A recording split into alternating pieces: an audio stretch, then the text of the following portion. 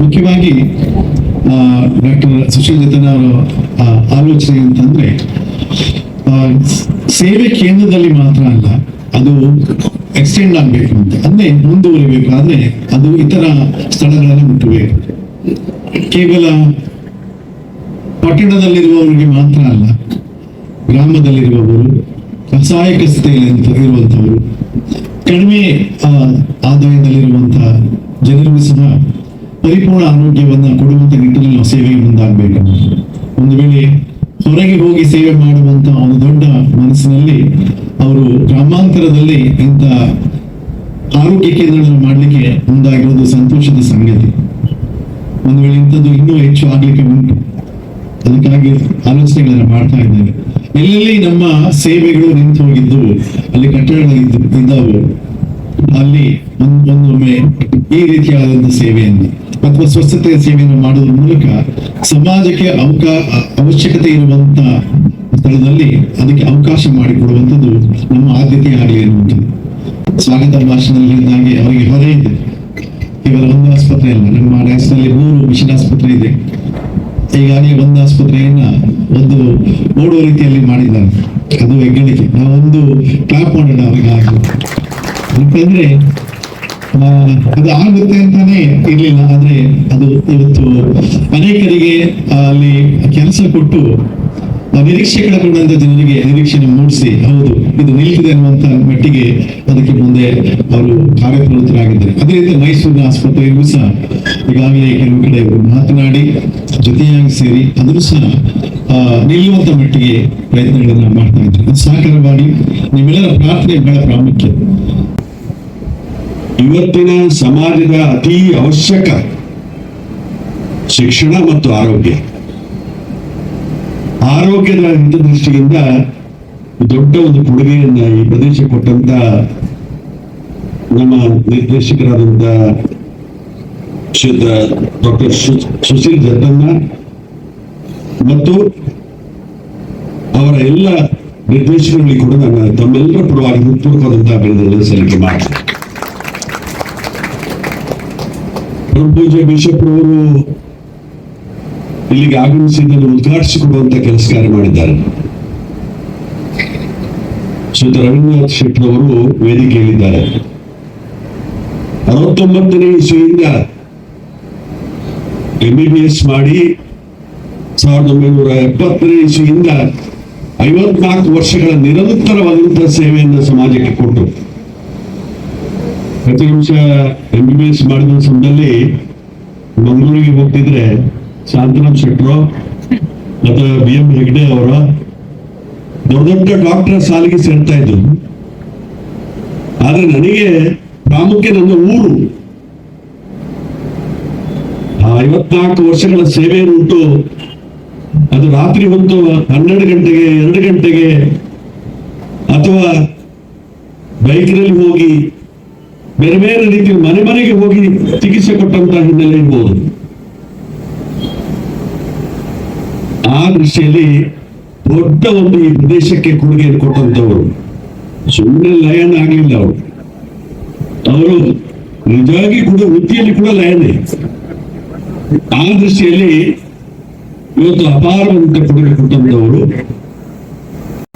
ವಯಸ್ಸಾದಂತ ಸಮಯದಲ್ಲಿ ಅದಕ್ಕೆ ಇನ್ನಷ್ಟು ಚಾಲನೆ ಸಿಗಲಿ ಅನ್ನುವಂಥ ರೀತಿ ಅವಕಾಶವನ್ನು ಕಲ್ಪಿಸಿಕೊಟ್ಟು ಲ್ಯಾಂಬೋರ್ಡ್ ಮಿಷನ್ ಹಾಸ್ಪಿಟಲ್ ಅವರ ಶಾಖೆಯನ್ನು ತೆರಳಿಕೆ ಇವತ್ತು ಅವಕಾಶವನ್ನು ಕಲ್ಪಿಸಿಕೊಟ್ಟಿದ್ದಾರೆ. ನಿಮಿಷ ಇವತ್ತು ನಾವು ಸಾಕಷ್ಟು ವಿಕೇಂದ್ರೀಕರಣ ಆಗ್ತೇವೆ. ನಾವು ಇನ್ನಷ್ಟು ನಮ್ಮಲ್ಲಿ ವರ್ಲ್ಡ್ ಫೇಮಸ್ ಹಾಸ್ಪಿಟಲ್ ಇದೆ, KMC ಇದೆ, ಅಥವಾ ಬೇರೆ ಬೇರೆ ಆಸ್ಪತ್ರೆಗಳಿದೆ.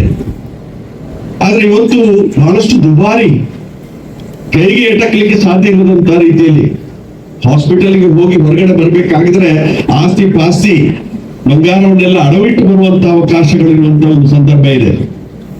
ಇಂಥ ಸಮಯದಲ್ಲಿ ಮಿಷನ್ ಆಸ್ಪತ್ರೆ ಹಿಂದೆ ಯಾವ ರೀತಿಯ ಒಂದು ರೀತಿಯ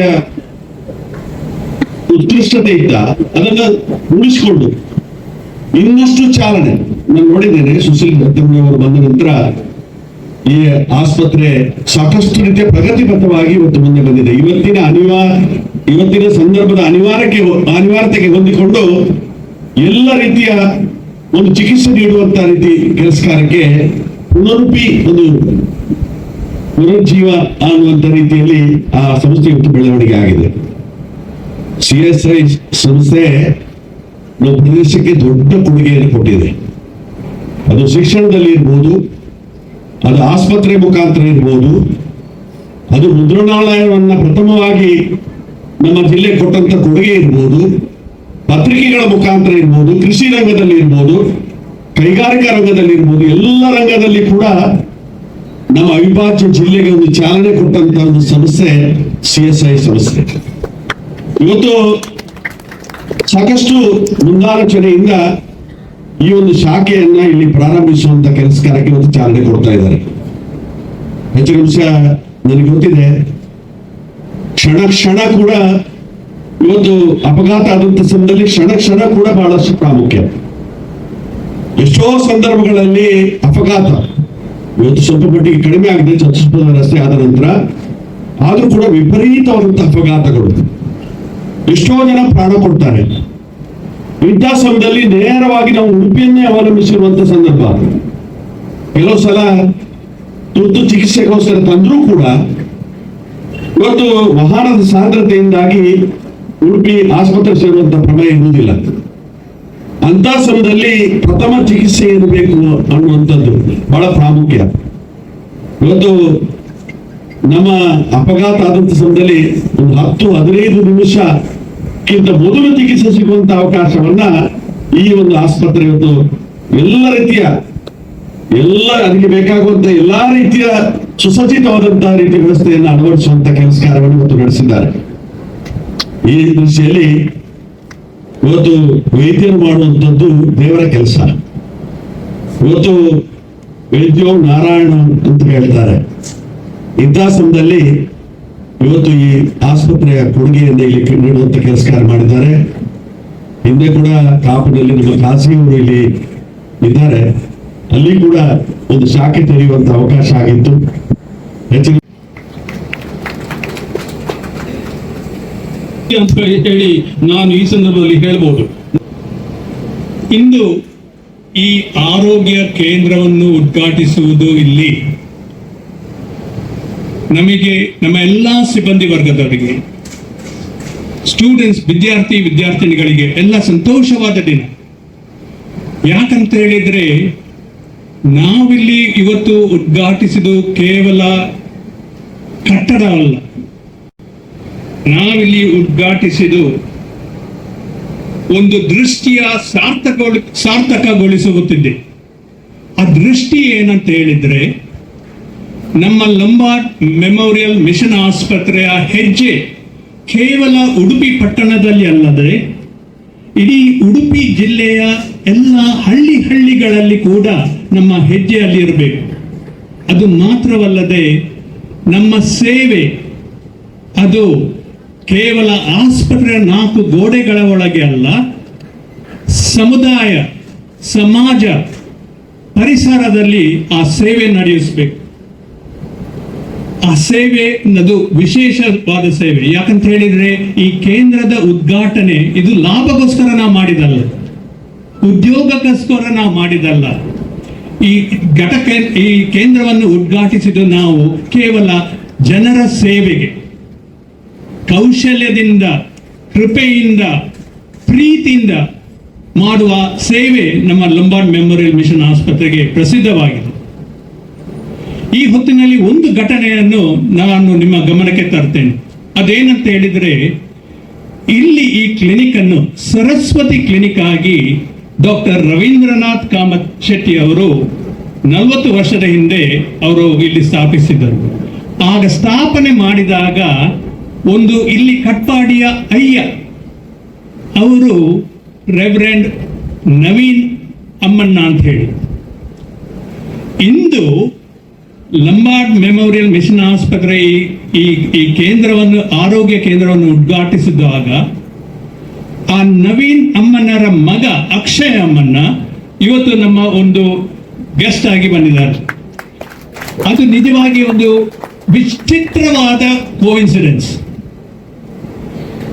ಇದಕ್ಕೆ ನಾನು ಡಾಕ್ಟರ್ ರವೀಂದ್ರನಾಥ್ಗೆ ನಿಜವಾಗಿ ನಾನು ಹೃತ್ಪೂರ್ವಕ ವಂದನೆಗಳನ್ನು, ಕೃತಜ್ಞತೆಯನ್ನು ಹೇಳ್ತೇನೆ. ಯಾಕಂತ ಹೇಳಿದ್ರೆ ಅವರಿಗೆ ಯಾರಿಗೂ ಕೊಡದೆ ನನ್ನ ಈ ಸರಸ್ವತಿ ಕ್ಲಿನಿಕ್ ಅದು ಮುಂದೆ ನಡೆಯಬೇಕು, ಇದು ಮಿಷನ್ ಆಸ್ಪತ್ರೆಯಿಂದ ನಡೆಸಲಿಕ್ಕೆ ಸಾಧ್ಯವಿದೆ ಅಂತ ಹೇಳಿ ನಿಜವಾದ ಬಹಳ ಒಳ್ಳೆ ದರದಲ್ಲಿ ಅವರು ನಮಗೆ ನೀಡಿದ್ದಾರೆ. ಡಾಕ್ಟರ್ ರವೀಂದ್ರನಾಥ್ ಶೆಟ್ಟಿ ಅವರೇ, ನಿಮಗೆ ನಿಜವಾಗಿ ಎಲ್ಲಾ ಸಿಬ್ಬಂದಿಯವರ ಪರವಾಗಿ, ಕಟ್ಟಡದ ಜನರ ಪರವಾಗಿ ನಾನು ನಿಮಗೆ ವಂದನೆಯನ್ನು, ಕೃತಜ್ಞತೆಯನ್ನು ಸಲ್ಲಿಸುತ್ತೇನೆ. ಈ ಕೇಂದ್ರದಲ್ಲಿ, ಈ ಆರೋಗ್ಯ ಕೇಂದ್ರದಲ್ಲಿ ನಾವು ವಾರಕ್ಕೆ 6 ದಿವಸ ಇಲ್ಲಿ ನಡೆಸ್ತೇವೆ. ಬೆಳಿಗ್ಗೆ 8 ಗಂಟೆಯಿಂದ 6 ಗಂಟೆ ತನಕ ಈ ಕೇಂದ್ರ ಇಲ್ಲಿ ಓಪನ್ ಇರ್ತದೆ. ಲ್ಯಾಬೋರೇಟರಿ ಮಾತ್ರ 7 ಗಂಟೆಯಿಂದ ಅದು ಶುರು ಆಗ್ತದೆ. 6 ದಿವಸಗಳು ಕೂಡ, ಆದ್ರೆ ಭಾನುವಾರ ರಜೆ ಇರ್ತದೆ. ಈ ಕೇಂದ್ರದಲ್ಲಿ ಬೆಳಿಗ್ಗೆ ಜನರಲ್ ಪ್ರಾಕ್ಟೀಷನರ್ ಪ್ರತಿ ದಿವಸ ಇಲ್ಲಿ ಇರ್ತಾರೆ. ಒಬ್ಬರು GP ಪ್ರತಿ ದಿವಸ 8 ಗಂಟೆಯಿಂದ 6 ಗಂಟೆ ತನಕ ಇಲ್ಲಿ ಇರ್ತಾರೆ. ಅದರೊಂದಿಗೆ ಬೆಳಿಗ್ಗೆ 4 ದಿವಸ, ಮಂಗಳವಾರ, ಬುಧವಾರ, ಗುರುವಾರ, ಶುಕ್ರವಾರ 9:30ಯಿಂದ 3 ಗಂಟೆ ತನಕ ಒಬ್ಬರು ಗೈನಕಾಲಜಿಸ್ಟ್ ಕೂಡ ಇಲ್ಲಿ ಇರ್ತಾರೆ. ಯಾವ ಸಮುದಾಯದಲ್ಲಿ ಕೂಡ, ಯಾವ ಪರಿಸರದಲ್ಲಿ ಗೈನಕಾಲಜಿಸ್ಟ್ ಅದು ಮುಖ್ಯವಾದದ್ದು. ಮಧ್ಯಾಹ್ನ ಹೊತ್ತಿಗೆ ವಾರಕ್ಕೆ 3 ಸರ್ತಿ ಒಂದು ಕನ್ಸಲ್ಟೆಂಟ್ ಫಿಸಿಷಿಯನ್ ಅವರು ಇಲ್ಲಿದ್ದಾರೆ. ಡಾಕ್ಟರ್ ಧನಂಜಯ್ ಭಟ್ ಹಾಗೂ ಡಾಕ್ಟರ್ ವೈಭವ್ ಅಂತ ಹೇಳಿ 3 ರಿಂದ 6 ಗಂಟೆ ತನಕ ಇಲ್ಲಿ ಕನ್ಸಲ್ಟೆಂಟ್ ಫಿಸಿಷಿಯನ್ ಇರ್ತಾರೆ. ಕನ್ಸಲ್ಟೆಂಟ್ ಆಫ್ಥಮಾಲಜಿಸ್ಟ್ 2 ದಿವಸ ಇರ್ತಾರೆ, 3 ರಿಂದ 4 ತನಕ. Consultant ENT surgeon doctor Rebecca Mridula ಅವರು ವಾರಕ್ಕೆ 2 ಸರ್ತಿ ಇಲ್ಲಿ 3 ಗಂಟೆಯಿಂದ 6 ಗಂಟೆ ತನಕ ಇರ್ತಾರೆ.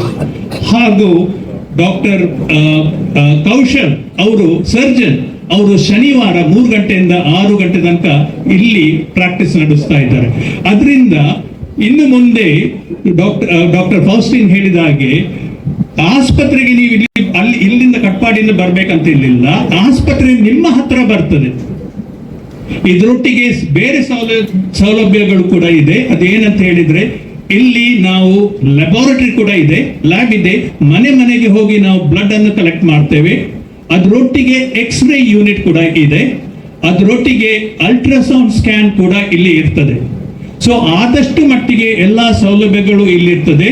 ಅದರಿಂದ ಈ ಕಟ್ಪಾಡಿದ ಜನರಿಗೆ ನಿಜವಾಗಿ ಇದೊಂದು ನಮ್ಮ ಮಿಷನ್ ಆಸ್ಪತ್ರೆ ಕೊಡುಗೆ. ಯಾಕಂತ ಹೇಳಿದ್ರೆ ಹೆಚ್ಚಾದ ಜನರು ಕಟ್ಪಾಡಿಯಿಂದ ಮಿಷನ್ ಆಸ್ಪತ್ರೆಗೆ ಬರ್ತಿದ್ರು, ಆದ್ರೆ ಇನ್ನು ಅವರು ಅಷ್ಟು ದೂರ ಬರ್ಬೇಕಂತಿಲ್ಲ, ಇಲ್ಲೇ ಅವರು ಚಿಕಿತ್ಸೆಯನ್ನು ಪಡೆಯಬಹುದು.